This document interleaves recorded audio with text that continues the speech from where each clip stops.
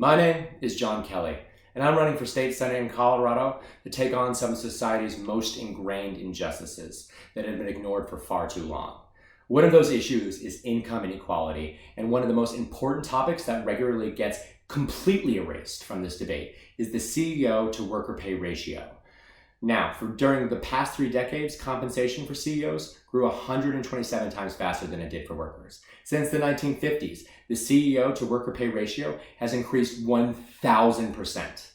This is not an exaggeration, but instead an accurate and bleak snapshot of our economic reality, where unprecedented growth in Colorado has done little to benefit anyone who doesn't already have their name on the building. Wages for workers haven't been able to keep up with the increasing costs of housing, of food, of healthcare, while CEOs who used to earn 30 times the median wage in America now bring in over 500 times.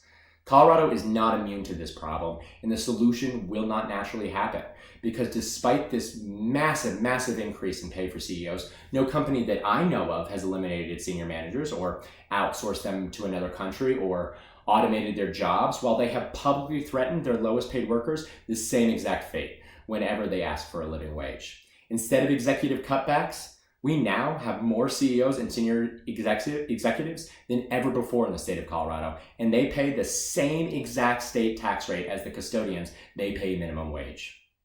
The ironic part of all of that, this unprecedented level of income inequality is self-defeating and negatively impacts not only the poor, but also the rich. This is because it's never been the CEOs who drive this economy and create prosperity. It has always been middle-class consumers. If a worker, for example, if a worker in the state of Colorado makes minimum wage, what proportion of that person's income do you think ends up in the cash registers of local small businesses? Hardly any, after rent, groceries, and if they're lucky, an RTD bus pass. The same can be true of a Colorado billionaire like Philip Anschutz, whose investments in oil, railroads, telecom, real estate, and entertainment have allowed him to make over 50,000 times that of an average Coloradan salary. However, Mr. Anschutz doesn't buy 50,000 times the amount of shirts or cars or houses or groceries, and cannot consume and participate in the economy on the same level that 50,000 Coloradans can. His massive $13 billion fortune sits in an Excel spreadsheet, while being underutilized, while Colorado residents are regularly forced to spend more than 100% of their monthly and annual yearly income in order to survive, and while regularly being forced further into debt. Now, it might be true that the skills and productivity of these top managers rose suddenly in relation to those of other workers, but another explanation, which to me seems much more plausible and turns out to be much more consistent with the evidence, is that these top managers, by and large, have the power to set their own salaries, in some cases without limit, and in many cases without any clear relation to their individual productivity. This is a phenomenon that is seen mainly in the United States and has outpaced any other industrialized country in the world, while the United States has seen one of the most unprecedented rises in CEO pay.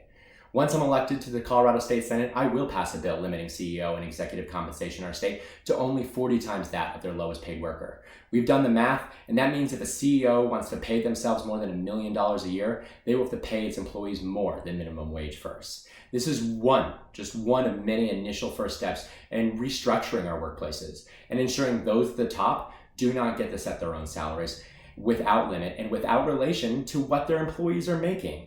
We have the power to pass this proposal. We do. We live in a democracy where we can elect representatives, promote ballot propositions, and ensure that the economic growth that has been fueled by workers, consumers, and everyday Coloradans does not end up in the hands of a few incredibly wealthy individuals. Please visit my website, votejohnkelly.com, and read our entire platform. Join our political revolution to make systematic change, and for the first time ever in our state's history, put people over profit and Colorado over corporations.